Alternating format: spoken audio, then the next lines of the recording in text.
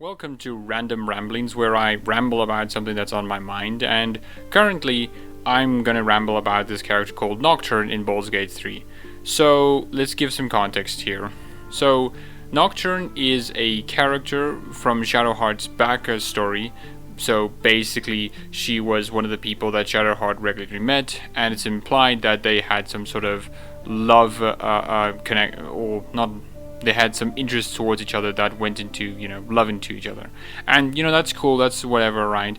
I don't really mind having Shadowheart having a connection to her Sharan background that's not, being kidnapped in that, right? That's certainly fine. It brings a lot of sort of conflict into her relationship, especially if she becomes a Selûne and finally knows that everything that she's been told was a lie. Like, yeah, right? Like, that is really good. But the way they went about Nocturne just really rubs me the wrong way, and I wanted to talk about it.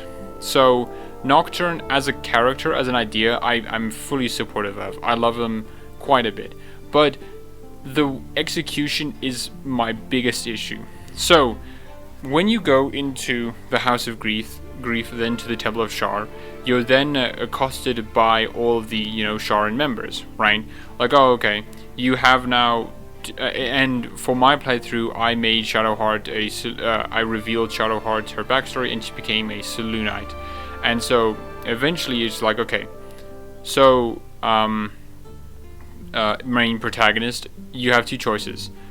Give us Shadowheart, and we'll side with you to the whole absolute that's coming, or we'll kill you right now. So I obviously killed them. I'm not going to give up Shadowheart. And then, since I gave up Shadowheart, I then basically said, okay, that's all of them. They're all dead.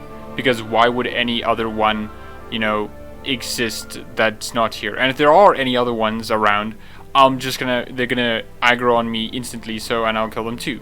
But then I explore around, and then the last chamber I went to, which I thought would have some secret, was the one with Nocturne is, where the dormitory is. And I'm like, okay, who are you? What? And then she starts talking, not in a regressive way. And it's like, did you not hear the slaughter that it did in the previous room? I killed all your friends and family, presumably. Do you not have any issues with that? And then like, no. I mean, like, I don't like it, but like, it's whatever. And I'm like, what? Dude. And then she continues talking, and then I'm like, I'm getting this gnawing feeling of like, I've heard her before, somewhere. But I'll get to that point a bit later. But as we continue, it's like, okay, oh, so you're like your Shadowheart's friend. Oh, I see where this is going. So you're supposed to be the whole, wow, Shadowheart had friends beforehand, and if you chose to keep her as a Sharan, then this would be, a lot less awkward. But I didn't do that, so this is like really awkward.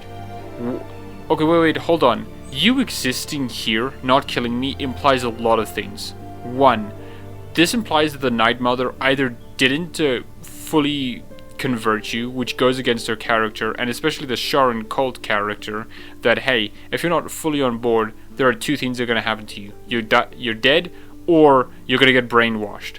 Wait, why were you not brainwashed, Nocturne? Is that not the whole Sharan thing? If they have any dissidents, they would just brainwash you?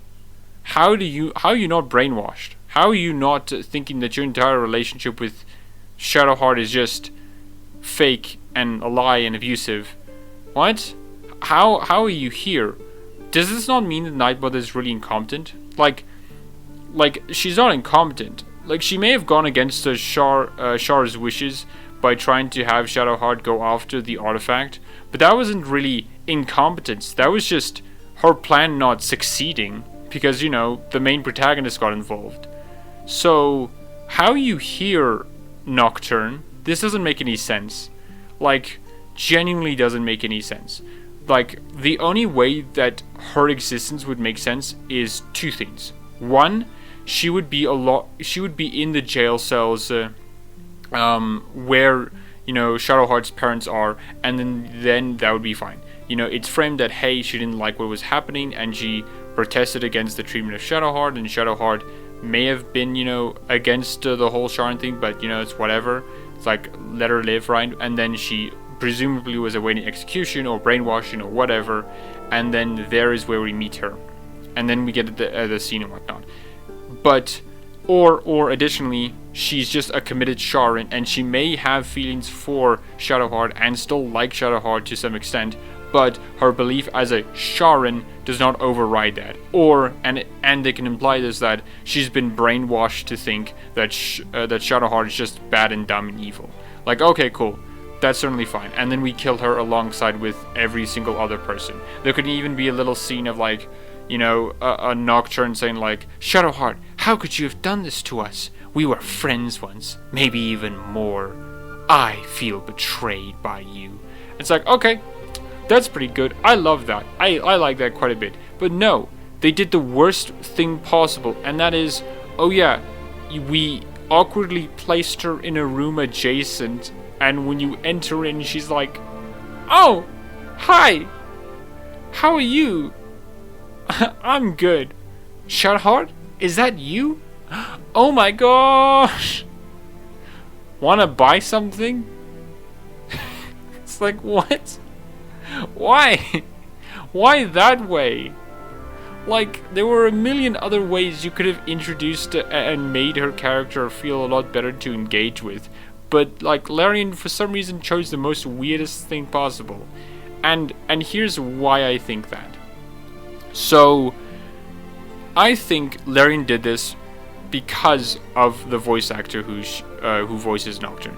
The person who voices Nocturne is Abigail Thorne. Abigail Thorne is a popular YouTuber and influencer, and I imagine either she must have gotten in contact with, or Larian must have gotten in contact with, either one, which it doesn't really change the point of it being a bad decision. And not the fact that, like, you can't have people who are micro celebrities or influencers voiced in video games. That's not wrong to do. It's just simply for the fact that I think that decision to make her into the game sort of impacted the character of Nocturne. Instead of making her an interesting character where we could see Shadowheart's previous past and how that affects her currently, whether she is a Sharon or a Selûnite, and we can have a lot of interesting conflicts from that. Instead, what we get is just like, oh, you're the YouTuber I know from YouTube. Whoa, damn dude, that's cool. Which, again, I don't get why they did that, because it obviously does feel like they didn't want people to miss out on, you know, Abigail Thorne voicing a character, because, you know, if you played if you chose Shadowheart to be a Selûnite and just killed her, you wouldn't really have gotten a lot of her voice acting. And, like, okay, like, sure, that's true, but, like, that's kind of what Larian's about. Even if you miss content that you would have enjoyed, it's fine if you miss it, because that's the point, right? Like, Larian doesn't mind their players missing content as long as the content is their choice. They have to choose to engage with it or not. And I don't know, it just seems weirdly forced in a game where not a lot of things are forced. It's like, what? Like, especially because, like, even if they wanted to force it, they could have done it in a much better way. As I said before, with just making her a prisoner and going from there. And also, not to diss on Abigail Thorne, but, like, I don't think her voice acting was that well done, honestly. If you can just listen to a bit of it... Always loved animals, but you never let yourself get too close after that. I'm sorry. Not the sort of thing you want to hear, I'm sure. Well, you know that little scar on your elbow?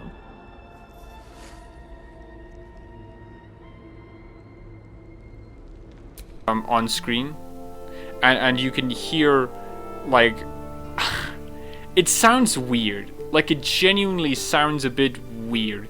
Like, it sounds too soft, it sounds too non-committal, it sounds like some different person. And maybe that's just because of the context of what the clip what the conversation is in that's maybe affecting my enjoyment of it.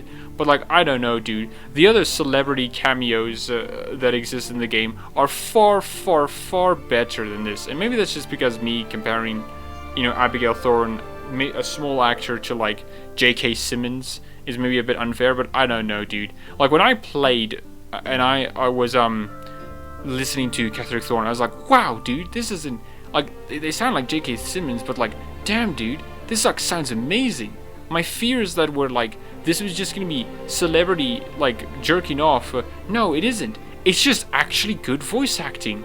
And then when I get to Shadow, and then when I get to Nocturne, I'm like, wow, dude, this really does feel like what I feared that would happen with J.K. Simmons and the other two famous people that I don't know of. Like, okay, yeah. The game's good. The game is like a genuinely good game, but I just don't understand why they did this one specific thing. It really does feel like it was a forced thing because Abigail Thorne or Larian wanted to show her off, and it's like, okay, but you did it in the worst way possible. And additionally, I don't even think the voice acting that she did was that good. Like, whatever. Anyways, I hope you enjoyed this edition of Random Ramblings. It has been my pleasure to random and ramble. So yeah, I hope you enjoy the rest of your day.